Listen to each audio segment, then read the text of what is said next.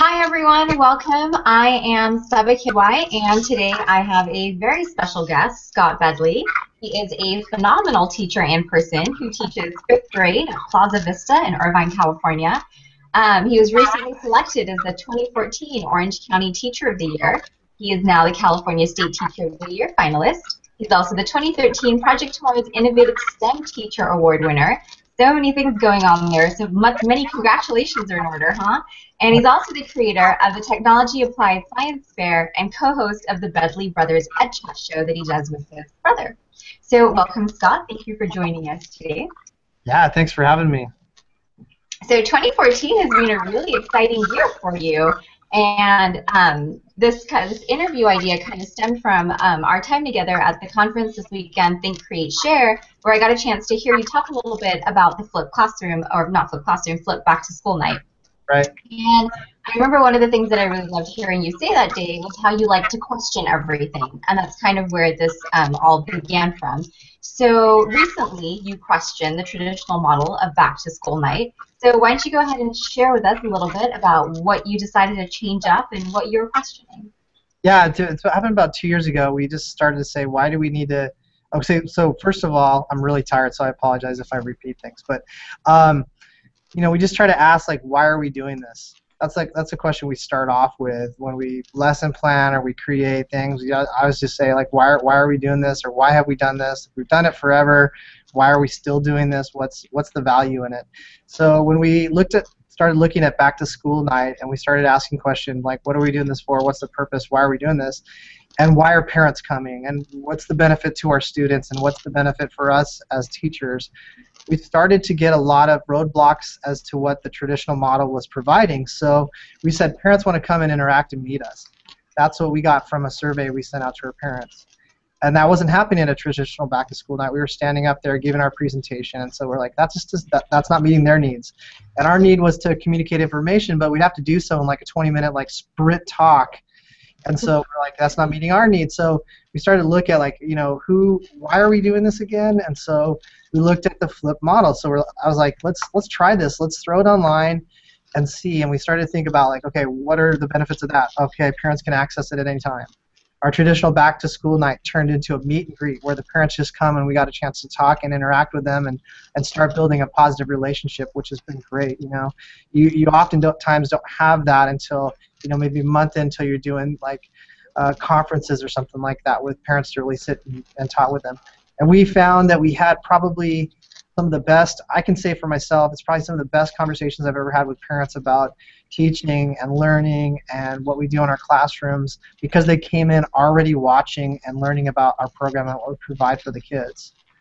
So yeah, we started questioning and saying, why are we doing this? And that led us to, let's flip it. Let's put our information in small bite-sized videos online. We've created a playlist in YouTube and then sent that link out to parents so they could watch it starting day one. And then the night we have back to school night, it was just a meet and greet, talk, hang out, and have fun getting to build a relationship with these people that are very important in this learning process.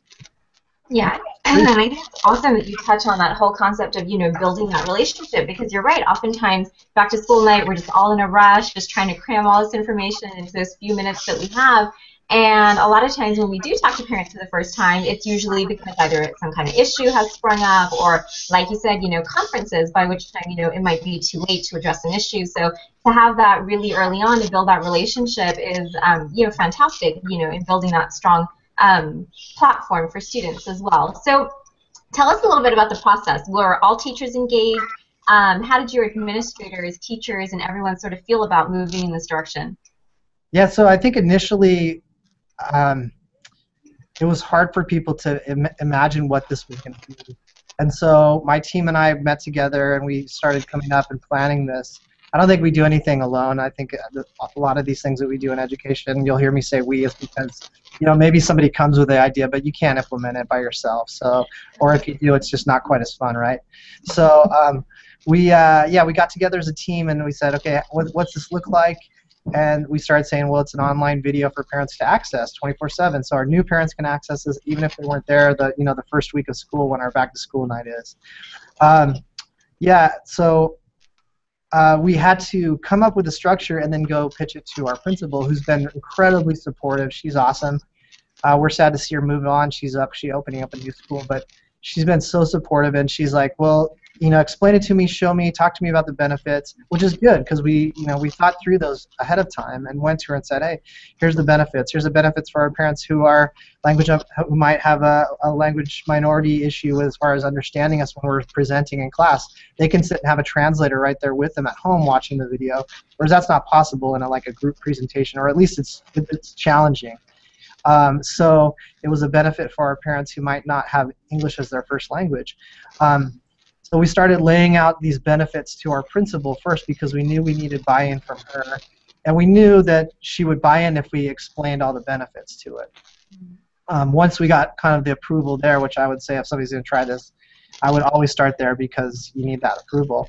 We needed to educate the parents, so we started crafting a message on our website, as well as crafting a letter to send home the first day. We figured that some of the parents might check out our website prior to the start of school, so we wanted to have a message up there for them, because I think, at least from our understanding, is a lot of the fourth grade parents, I teach fifth grade, the fourth grade parents will look at your website to check out and see if there's any information they can get ahead of time, right? So so we started building that message of communication out to our parents. And we listed the benefits on there, so we had all the benefits listed directly on there, why we were doing this and what difference it would mean for them. They were still getting the same information. They were still going to get to come in and meet us, see the classroom. There was no loss there. It just meant that they had an additional benefit of being able to watch it at their leisure, at work, wherever they wanted to, 24/7, right, or on their cell phones, whenever. So once we built up that kind of communication piece with our parents, that's when we looked at, okay, how do we do this as a structure, as a team? And so we took the commonalities we had between our grade level and we divided those up. So we have common tardy policies at the school and common information from PTA. And we broke those into little bite-sized videos. Each of the videos are about a minute long. And we divided those up. And then we spoke to our individual classroom structures and what have you in those videos too. So we made one individual for ourselves. And I can tell you this, only one time were we on video. So if you're afraid to be on video, you don't have to be. Very nice. Oh, that's awesome. And I think, again, one of the things that I really liked about what you just said was the importance of communicating this idea to parents. So not just starting something, straight away, something new and just throwing it out there, but bringing all the different stakeholders into the mix and kind of having that communication with them so that they're familiar, so that they know what's going on. So it's a big, very critical step that I think that you guys definitely implemented and has clearly been really successful. So is this something that you guys plan to do again next year? Yeah, so last year when we did it, we actually assisted another school in adding that to their program of middle school, and it was really successful for them. And so we said, this is probably something that we should start sharing out because we have proof of concept, I guess. And so, yeah, our plan is school-wide to have it rolled out next year at every single grade level. I teach at a K-8, so we're planning to have that rolled out school-wide. Knock on wood, hopefully we can get it all done and everything like that. And then the night we would traditionally have back to school night, have more of a social event where we can talk and communicate and meet parents. We're going to invite food trucks to come and just make it more of an event that builds those relationships. That's really positive. So we're looking forward to seeing if we can pull this all off. Oh, that's awesome, and I love that idea of just kind of making everything more fun. That's really what learning, school, but kind of really you're strengthening your community a lot as well, I would imagine, by bringing all these people back. Because I remember one of the other things that you had mentioned was the idea that if you've already heard a teacher spiel one time around because you have another son or daughter that's had that same teacher, why would you want to come again? So I think by creating this atmosphere, you're kind of you're bringing your reason for people to keep coming back because it's a fun social event. Right, and then you also have that opportunity that if somebody missed something, you can send them out a link to that video later on in the year that you can link it to them, and so you have that as a resource then throughout the year. Whereas, if you just give a presentation, or if you hand out a packet, you don't have to send out the whole packet or whatever. In this case, if a parent had a question about field trips and our policies, we can just send them a link to our field trip and policy section of our online back to school night presentation. So. Yeah, no, definitely. Great idea. If you had 3 pieces of advice to give out to somebody who would be interested in trying this for the upcoming school year, what would those be? I think I would make sure that I did it as an entire grade level. If I was on a team, I wouldn't want to have this done all by myself. I think even if you have your own unique little special parts that you want to share to your parents, you can still do that within the video structure, but try to come up with an agreement as a team. I also think, when you do record, you can use a screencasting tool and show like some type of presentation, whether it's haiku deck or PowerPoint or whatever you might use. Have that on there, and then shoot really short videos so that if you make a mistake, which I make tons of mistakes, so if I made a mistake, I could re-record that 1-minute section. If you're trying to do like a 20-minute presentation all in one recording, oh my gosh. And then the last one, I'll maybe give a little, maybe this is 3.5. Don't overproduce it. Don't spend so much time producing this video to try to get it perfect, because you'll never get it there. And if somebody's done a flipped classroom, you realize at some point, oh my gosh, it's not going to be perfect. And even if you watch, the people that are doing a lot of that, like Khan Academy, those are not overproduced. They're really simple, they're basic, yet they serve their purpose of communicating information, which I think is a good model to use. Yeah, no, that's great advice. And maybe people will find that super useful. All right, so, well, thank you so much for sharing this whole idea of a flipped back to school night. It sounds super, super exciting. You're also involved in a lot of other projects, so I wanted to give you a little bit of opportunity to share a little bit about any of the other special things that you're involved in.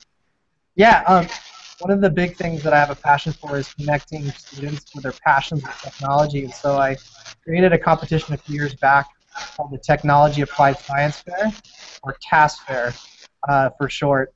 And basically what it is, it's a competition, it's all optional, but the kids create something connected to the computer with one of their passions. So, and within that process, they're going to also present that to judges and be judged on that as well. So there's a bit of passion in there, and there's also a bit of competition. I think it's great. And what I love about it is they can do it in groups.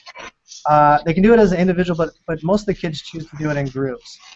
So we've seen some really amazing projects, and then the actual winners of the projects get to go over and present those projects to engineers at our local Google office and have a discussion about those projects with the Google engineers called Googlers, which I didn't know until I went there a few years ago.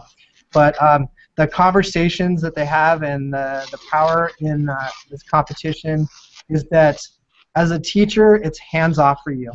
And what I mean by that is if I help one group to work on this, I have to do that. I feel like I have to do it equally. So I want to just say, you got to find the answer. You got to figure out. If they come to me and they say, how do I create a game? And I'm like, go find the answer.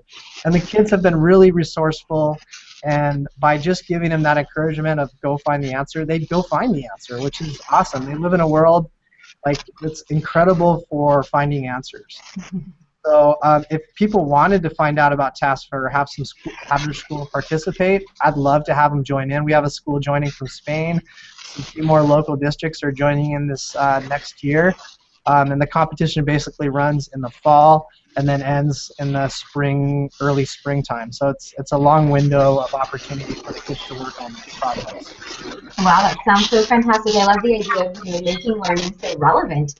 To and connecting their passions to bridging a lot of what we talk about school and their outside world and kind of bringing the two together. So I think you actually answered one of my questions, which was, is this open to international schools as well, or just local schools? Or absolutely. In fact, the winning project 2 years ago was an international project. So I had a student whose family's heritage was from India, and he wanted to create a social network for charities in India to share resources. And so he actually created one. It was awesome. he just felt like there's charities that might have more of one resource than the other, and how do they connect with each other? And so he created this whole website, social network for a specific area over in India, which was really awesome to see. And he was one of the winning projects. So yeah, any schools that would like to participate in this, we'd love to have you. It's free. There's no cost. If you want T-shirts, we can take care of those for you. We usually find a way to get money to buy all the kids T-shirts to participate. But other than that, it's just meant for kids to be able to follow that passion. And what I love is the last 2 years of the competition, we've had at least half the kids involved as girls, which is huge when you look at the other statistics out there on anything with technology-wise. You tend to get a lot more boys. So to see as many girls involved with this has been really outstanding. Yeah, that's fantastic. So if somebody wanted to learn more about, the TAS Fair competition, where might they be able to go? They can go to my website, www, yeah, right, everybody, tasfair.com or scottbedley.com. Either one of those, and you can find some information about TAS Fair and some other things I'm doing. Awesome. Well, fantastic. Well, thank you so much for being here today and sharing all of these wonderful projects and ideas with us. And I'm sure our viewers will find them super useful. I appreciate you having me, and it's good to connect with some amazing educators like you. Awesome. Thank you. Bye. Bye.